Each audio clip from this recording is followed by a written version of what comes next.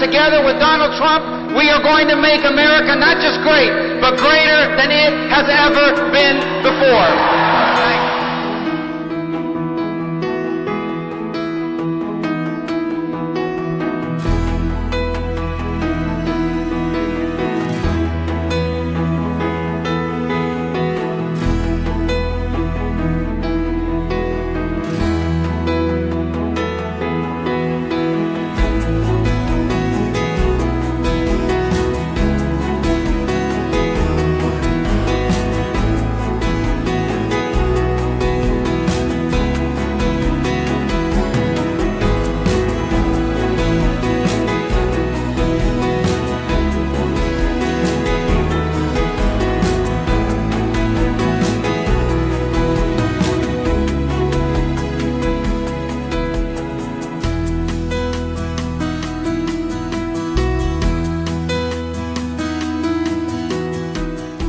Chinese government, through its ownership of ByteDance, that owns ByteDance US, if they wanted to, and ByteDance US were willing to cooperate or forced to cooperate,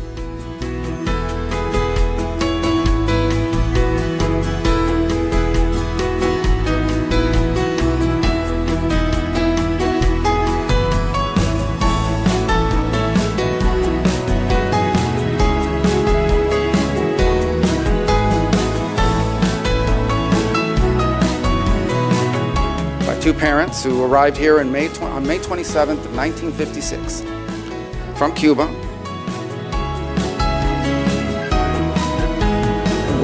We're still focused on the confirmation process. We got to get through this process.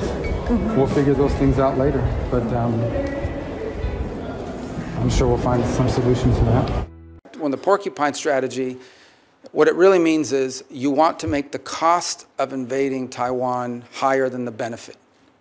We want to discourage that by the Chinese believing that, yes, could they ultimately win an invasion of Taiwan, but the price would be too high to pay. It's basically deterrence. And I think that's critical, not just to defending Taiwan, to preventing a cataclysmic military intervention in the Indo-Pacific. And that's what it would be. And I would make one more point, and again, I don't mean to want to be alarmist about it, but if you listen to Xi Jinping, and it's important when you listen to him, and I say listen, read, don't read the English translation that they put out, because the English translation is never right. You have to read the real translation on what they actually said in their native tongue.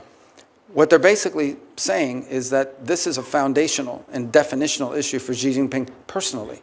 And as a result, I think we need to wrap our head around the fact that unless something dramatic changes, like an equilibrium where they conclude that the costs of intervening in Taiwan are too high, we're going to have to deal with this before the end of this decade.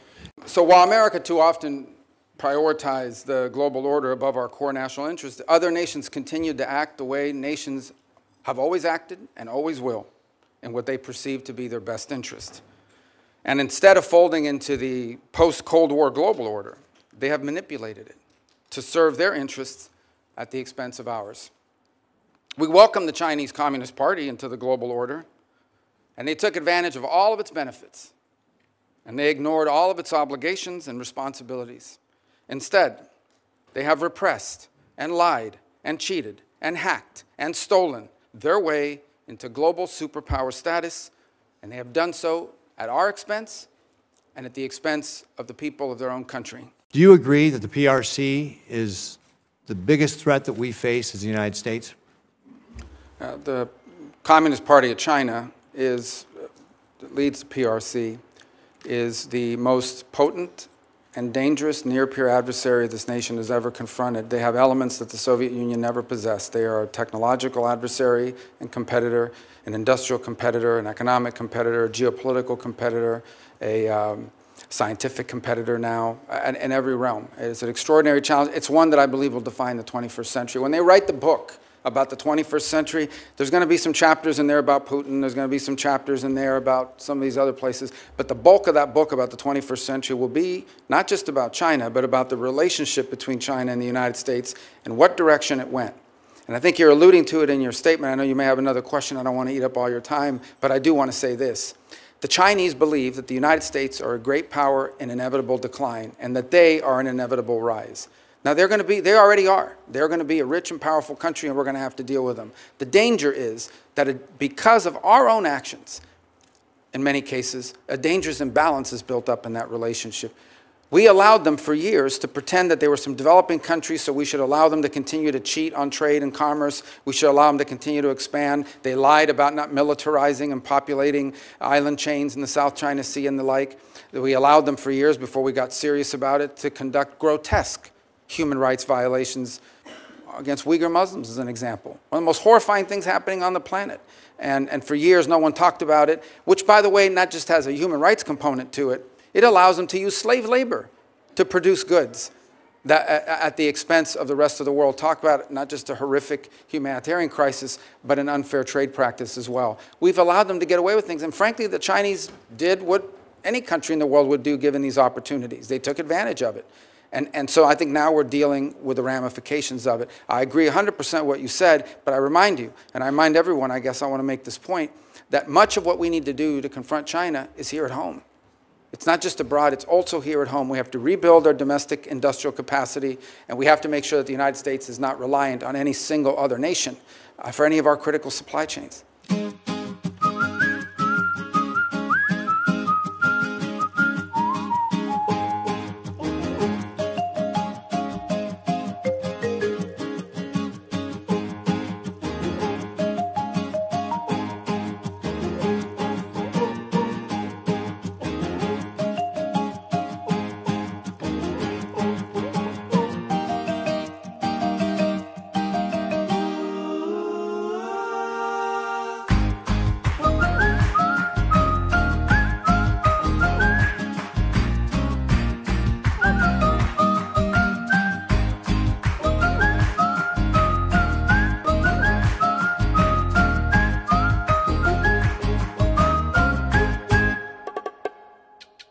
有人讲年菜的调理包拢无料，还阁无味，有啥物好食？迄是你无食过阮的年菜。用客人的菜脯炖生炒鸡，真有古早味。用酥肥做的鱼，大只阁青。规支猪脚爱味味，嘛是无简单。只要切我葱仔姜，摆盘一下。 用我心变化一下，做米多春炖，鱼脚加一寡青菜，款好一道年菜，你嘛做会到。食鸡米过好年。